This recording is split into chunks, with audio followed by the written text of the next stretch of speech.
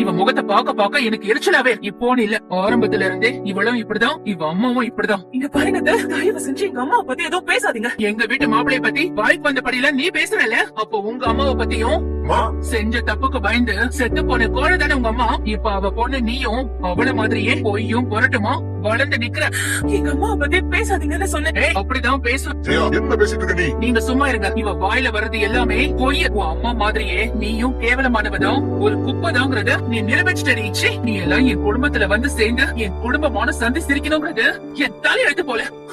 என் முன்னாடி நிக்காத, எங்கயாவது போய் தொலைடி. என்ன காரியம் பண்ண பாத்தீங்க? ஒரு நிமிஷத்துல என் மூச்சை நின்று என்னைய சிவானியும் மறந்துட்டேன். எப்படிங்க உங்களால இப்படி ஒரு விஷயத்த பண்ண முடிஞ்சது? எனக்கு வேற வழி தெரியல பவானி. இப்படி ரசிங்கத்தோட நான் எப்படி வாழ முடியும்? எப்படி எல்லாரும் முகத்துலயும் நான் முடிப்பேன்? என்ன மாப்பிள்ள பேசுறீங்க? நீங்க தப்பு பண்ணீங்கன்னு நாங்க யாராவது சொன்னோமா? அவதான் உங்க மேல அபாண்டமா பழி போடுறாங்க, அதை நாங்க நம்பிடுவோமா? தயவு செஞ்சு இப்படி எல்லாம் யோசிக்காதீங்க மாப்பிள்ள.